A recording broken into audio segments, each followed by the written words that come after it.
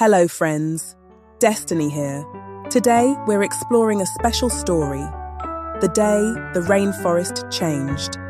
I'll walk you through the activity pages that help children learn about kindness, community, and accepting differences.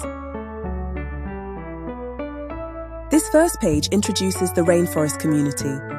Animals who look different, sound different, and live in different parts of the forest. Here, children explore feelings and choices. They can match expressions, talk about emotions, and think about how characters might feel. This page encourages reflection. Children can draw or write about a time when someone helped them or when they helped someone else. When we listen, understand, and care for one another, our whole community becomes stronger. Download your Rainforest Changed activity book to explore the story at home.